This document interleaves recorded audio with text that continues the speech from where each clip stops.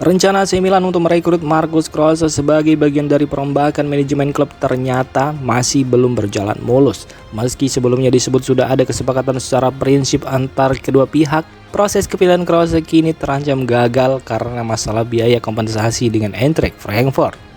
Sebelumnya, sejumlah media Jerman melaporkan bahwa transfer tersebut batal karena Klose menolak tawaran AC Milan. Namun menurut laporan Fabrizio Romano yang dikutip Milan News, kabar itu tidaklah benar. Romano menegaskan bahwa Klose belum menolak proyek yang ditawarkan Rossoneri. Sumber masalah justru berasal dari Eintracht Frankfurt yang tidak ingin melepas kepala sepak bola sekaligus direktur olahraga mereka. Klub Bundesliga tersebut dikabarkan meminta biaya kompensasi lebih dari 10 juta euro agar Klose bisa meninggalkan jabatannya sebelum kontraknya berakhir.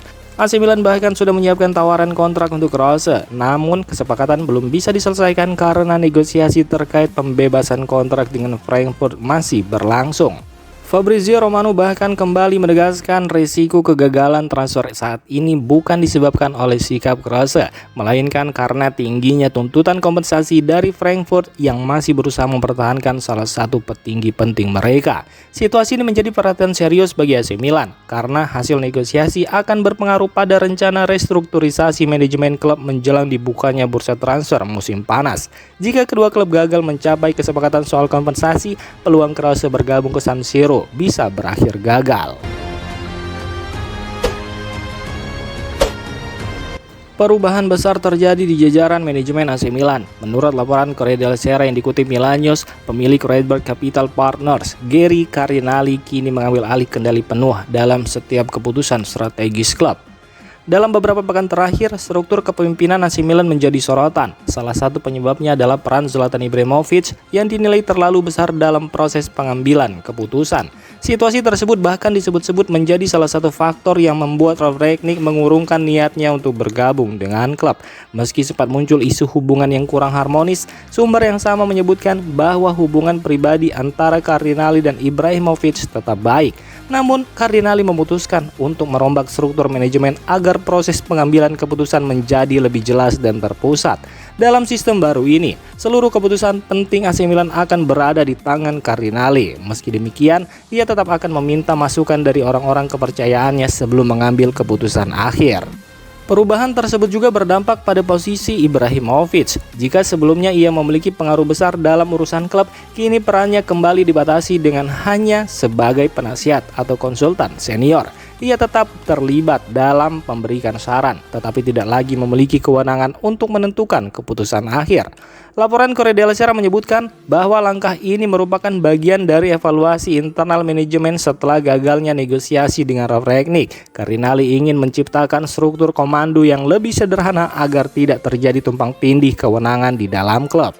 Dengan sistem kepemimpinan yang lebih terpusat, AC Milan berharap proses pengambilan keputusan bisa berjalan lebih cepat dan efektif, terutama dalam menghadapi berbagai agenda penting menjelang bursa transfer musim panas. AC Milan mulai mencari alternatif baru setelah negosiasi untuk mendatangkan Marcus Klose sebagai head of football mengalami jalan buntu. Padahal sebelumnya banyak pihak meyakini kesepakatan dengan petinggi Eintracht Frankfurt tersebut sudah hampir selesai. Rumitnya proses negosiasi kembali memicu kritik terhadap direksi Rossoneri yang dinilai terlalu lambat dalam menyelesaikan proses restrukturisasi klub. Saat ini fokus AC Milan adalah segera menunjuk pemimpin di sektor olahraga setelah posisi pelatih kepala resmi diisi Ruben Amorim. Menurut laporan calciomercato.com, AC Milan kini kembali mempertimbangkan nama Devin Ozek sebagai kandidat kuat. Nama Ozek sebenarnya sempat masuk radar klub beberapa waktu lalu sebelum perhatian manajemen beralih sepenuhnya kepada Klose. Ozek memiliki pengalaman membangun karir manajemen di Bayer Leverkusen sebelum menerima tantangan baru bersama Fenerbahce pada 2025. Namun masa kerjanya di klub Turki tersebut tidak berlangsung lama setelah Fenerbahce mengakhiri musim sebagai runner-up dan memutuskan melakukan perubahan dalam proyek klub. Saat ini Ozek berstatus tanpa klub, sehingga menjadi opsi yang menarik bagi AC Milan. Menurut calciomercato.com, salah satu keuntungan terbesar dalam merekrut Ozek adalah proses negosiasi yang jauh lebih sederhana karena Milan tidak perlu bernegosiasi dengan klub lain untuk membayar kompensasi atau menebus kontrak. Faktor tersebut menjadi pembeda utama dibanding kasus Klose yang hingga kini masih terhambat oleh negosiasi dengan Eintracht Frankfurt. Karena itu, peluang AC Milan untuk mencapai kesepakatan dengan Ojek dinilai lebih besar dan memiliki resiko yang lebih kecil.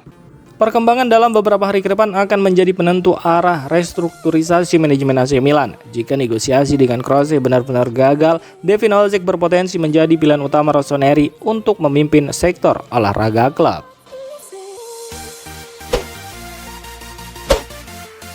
AC Milan resmi menarik pulang Francisco Camarda setelah mengaktifkan klausul pembelian kembali yang sudah tercantum dalam kesepakatan peminjamannya dengan Lecce. Sebelumnya, Lecce lebih dulu menggunakan opsi untuk mempermanenkan status penyerang muda tersebut. Namun sejak awal kesepakatan yang dibuat pada musim panas lalu, AC Milan memang memiliki hak untuk membeli kembali pemain jebolan akademinya itu. Hak tersebut hanya bisa digunakan dalam periode 18 hingga 20 Juni dan Rossoneri berhasil mengeksekusinya sesuai jadwal. Melalui pernyataan resmi yang dirilis di situs klub, Lecce mengonfirmasi bahwa AC Milan telah menggunakan klausul pembelian kembali setelah Lecce mengaktifkan opsi pembelian permanen Camarda. Dengan selesainya proses ini, Francisco Camarda dipastikan kembali ke AC Milan dan akan melanjutkan perkembangan karirnya bersama skuad utama Rossoneri.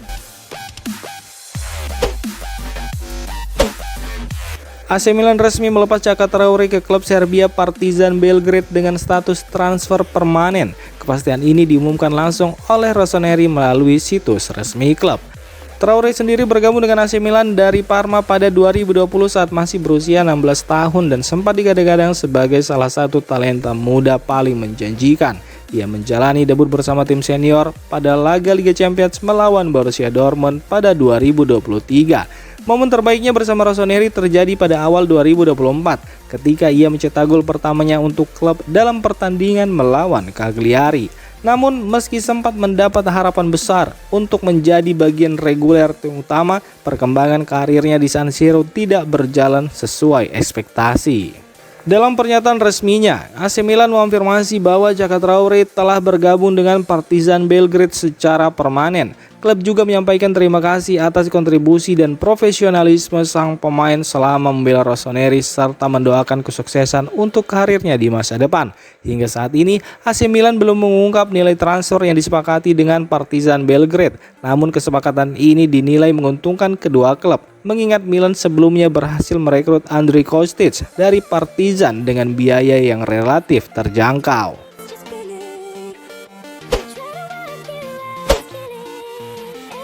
Demikian informasi dunia sepak bola terupdate hari ini.